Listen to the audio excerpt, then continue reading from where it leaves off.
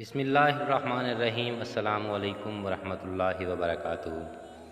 حضرت میمونہ بنت حارث رضی اللہ تعالی عنہا، آپ کا نام برہ تھا، نبی اکرم صلی اللہ علیہ وآلہ وسلم نے آپ کا نام میمونہ رکھا۔ آپ کے والد کا نام حارث بن حزن تھا، والدہ کا نام ہند بنت عوف تھا۔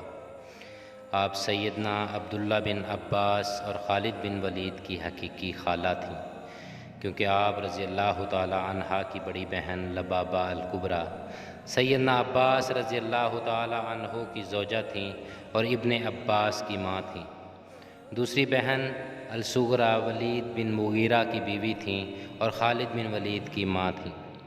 سیدہ میمونہ رضی اللہ تعالی عنہا کی والدہ کے بارے میں کہا جاتا تھا کہ دنیا کے سب سے بہترین داماد ان کے حصے میں آئے ہیں۔ ان کے دامادوں کے نام یہ ہیں: حضرت محمد صلی اللہ علیہ وآلہ وسلم، سیدنا عباس، سیدنا جعفر بن ابی طالب، سیدنا ابو بکر صدیق، سیدنا علی بن ابی طالب، سیدنا حمزہ بن عبد المطلب اور سیدنا شداد بن عاد رضی اللہ تعالی عنہما۔ ابن قتیبہ لکھتے ہیں، پوری دنیا میں ہند بنت عوف سے زیادہ کوئی بھی خاتون اپنے دامادوں کے لحاظ سے خوش قسمت نہیں ہے۔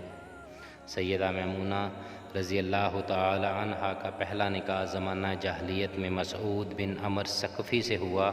کسی وجہ سے دونوں میں علیحدگی ہو گئی۔ اس کے بعد سیدہ رضی اللہ تعالی عنہا کا نکاح ابو رحم سے ہوا۔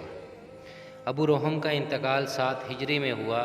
اس کے بعد شوال 7 ہجری میں سیدہ رضی اللہ تعالی عنہا کا نکاح حضرت رسول اللہ صلی اللہ علیہ وآلہ وسلم کے ساتھ ہوا۔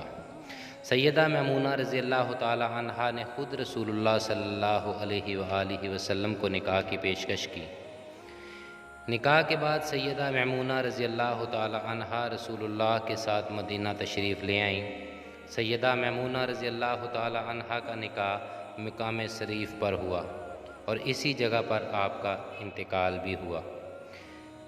آپ رضی اللہ تعالی عنہا کی وفات کا سن 61 یا 63 ہجری ہے۔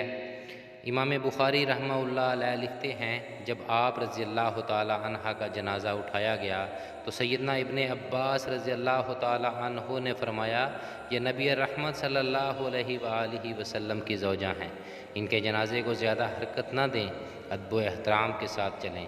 سیدنا ابن عباس رضی اللہ تعالی عنہ نے آپ رضی اللہ تعالی عنہا کی نماز جنازہ پڑھائی اور قبر میں اتارا۔ آپ رضی اللہ تعالی عنہا کی روایت کردہ حدیث کی تعداد 46 ہے۔ بعض ائمہ محدثین نے 76 احادیث کا ذکر بھی کیا ہے۔ آپ پر اللہ تعالیٰ کی ہزاروں رحمتیں ہوں۔